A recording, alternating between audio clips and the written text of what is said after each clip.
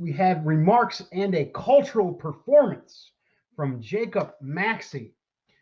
Jacob Maxey is a accountant, activist, Marxist-Leninist, Marxist anti-imperialist from Louisiana. All right, take it away. Yeah, thanks, Dust. First of all, a huge shout out to you. I think you're doing a great job, and I really enjoy Dust James' Anti-Imperialist America. I would really recommend people go check that out if they haven't already. And then, of course, also to all the incredible socialists and Marxists who helped put this together. A lot of work went into it, and I'm very honored to be included amongst both the panel of guests and on Caleb's channel, where I know the community pretty well. So for my presentation, I'm going to do three things.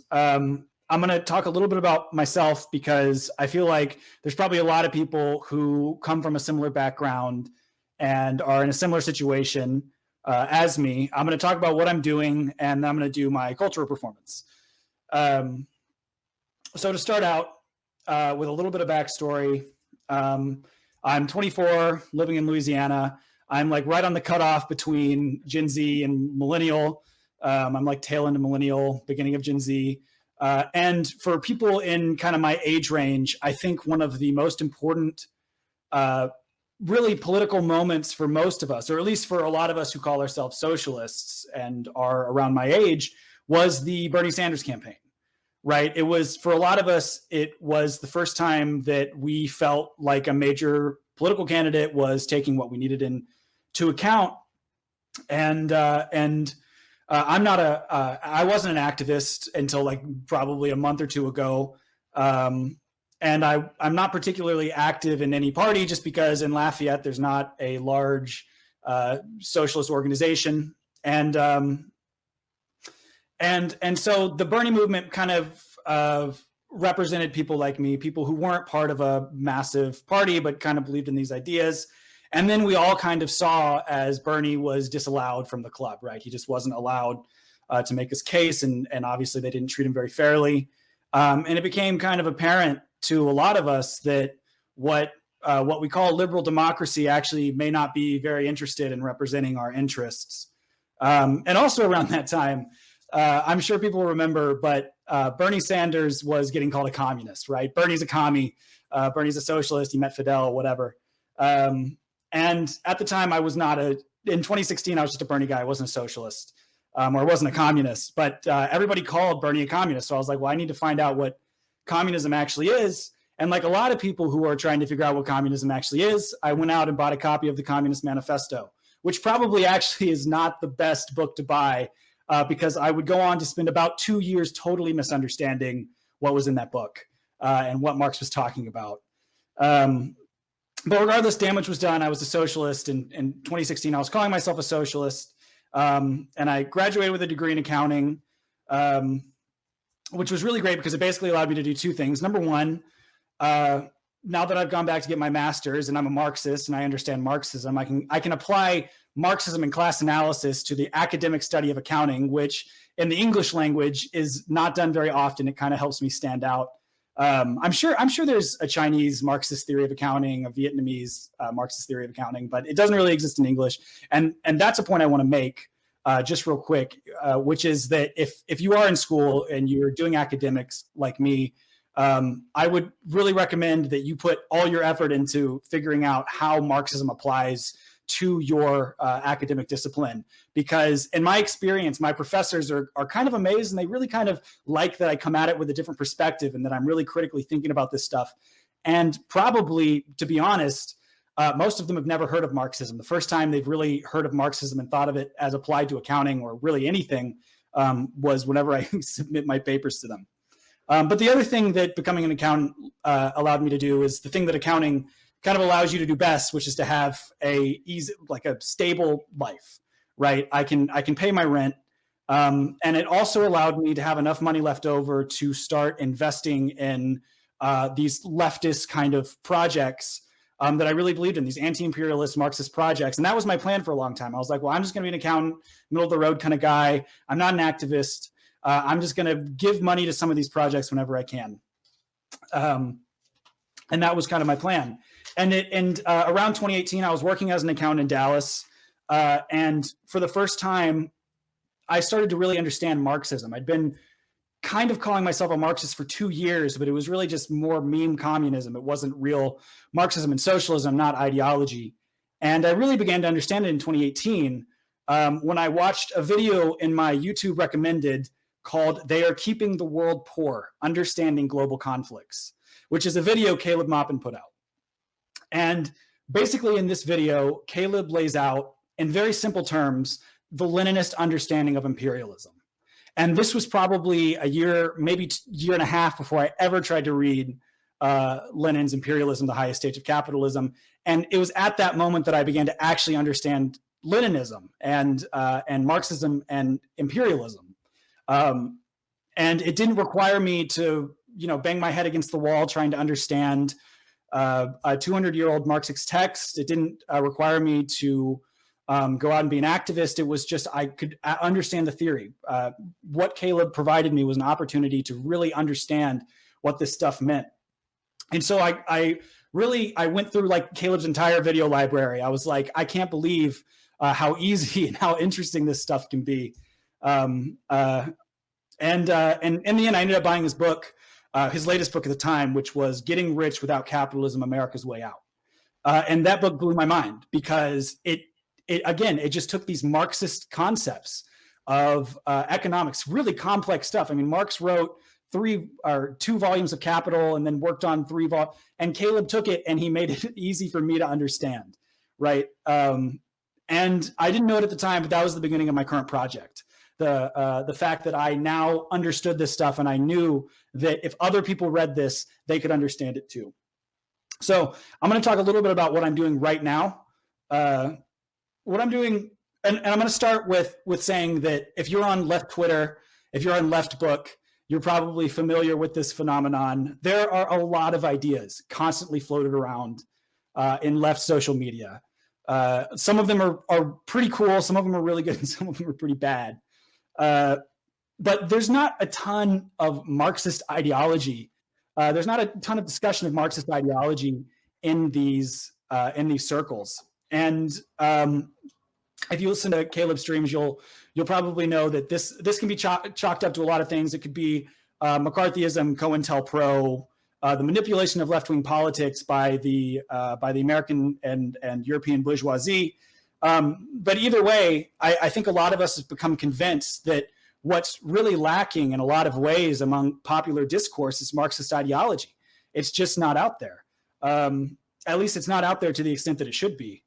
And that was kind of a turning point for me. And I realized that I couldn't just sit back and sit on the sidelines and let other people do the work while I worked as an accountant and gave what money I could.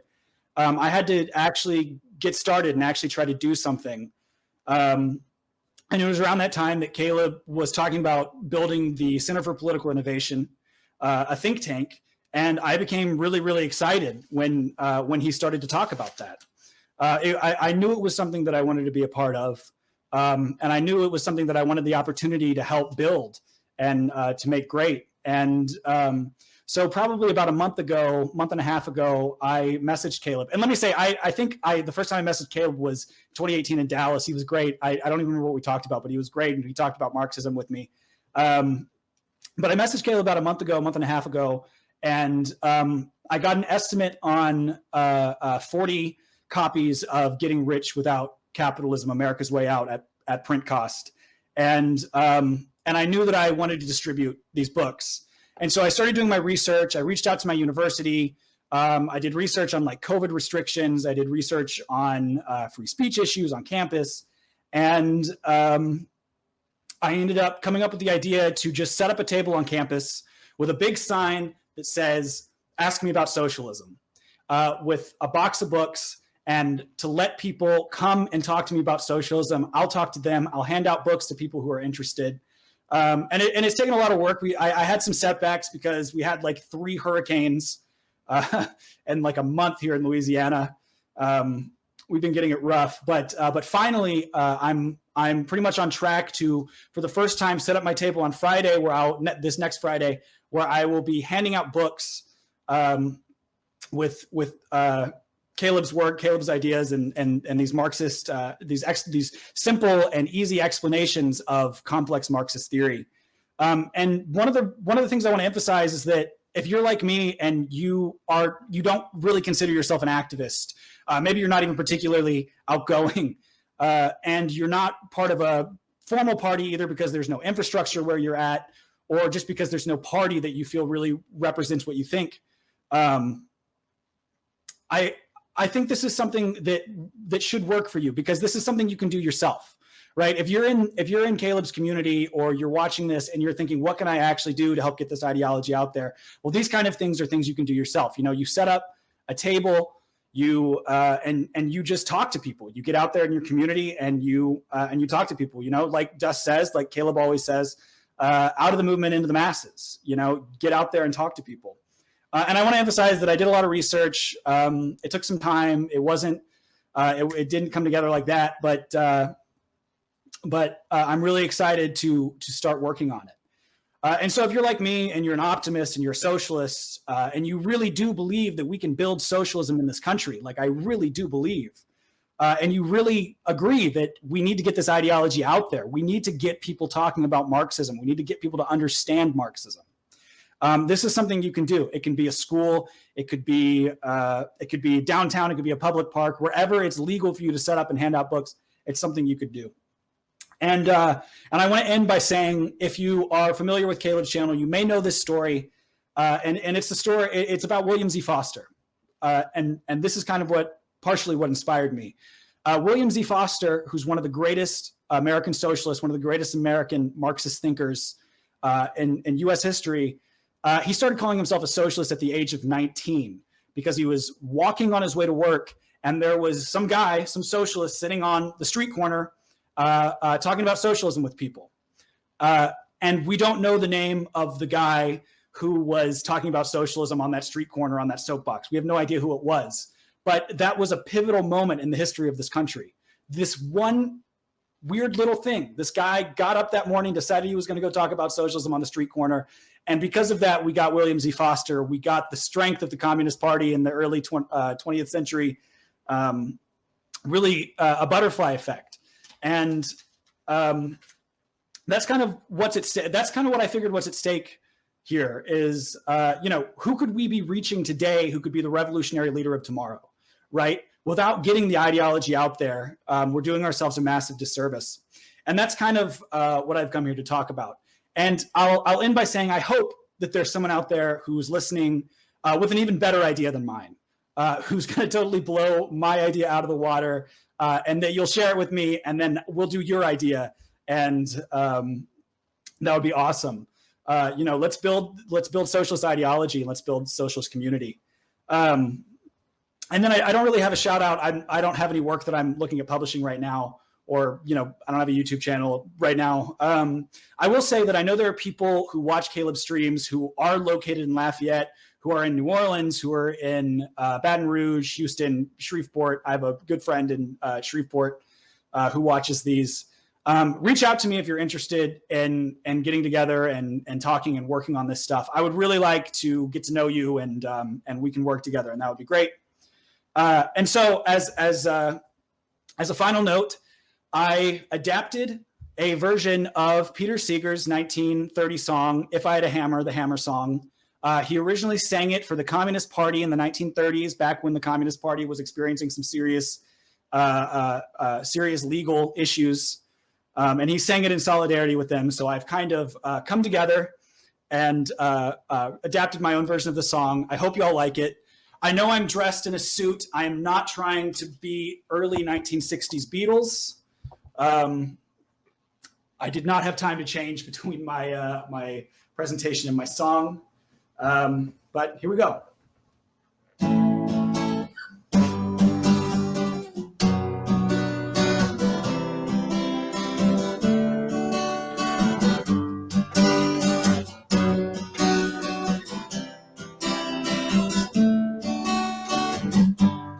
We got a hammer. Hammer in the morning, hammer in the evening, all over this world. Yeah. danger. Hammer out a warning. Hammer out justice for a fellow man. Yeah. Fire out a bell. Ring it in the morning. Ring it in the evening all over this land. Yeah. Ring out a bell. Ring out in danger. Ring out a warning.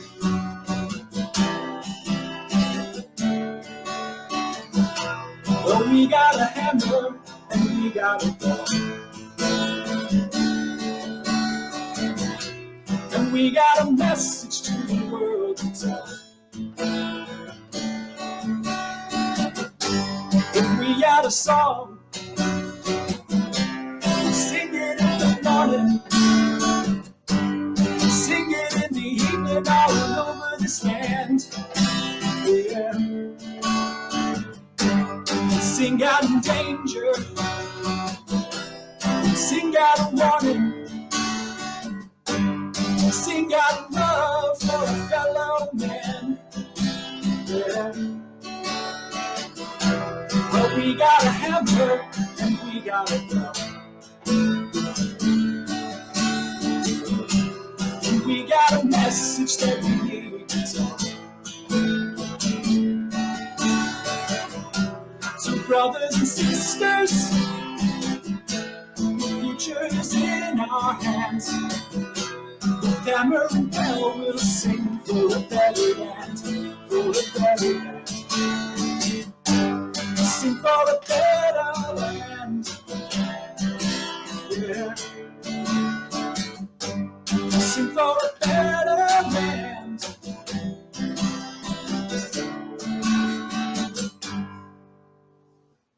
Awesome. Thanks, y'all.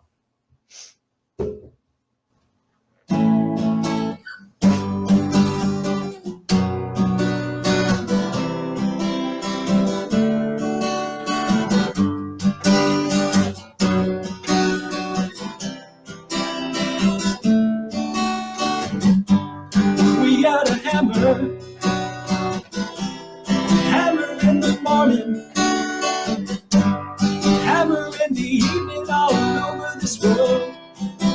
Yeah. Hammer out danger, hammer out a warning, hammer out justice for a fellow man. Yeah. Fire out a bell. Ring it in the morning. Ring it in the evening all over this land. Yeah. Ring out a bell. Ring out in danger. Ring out a warning.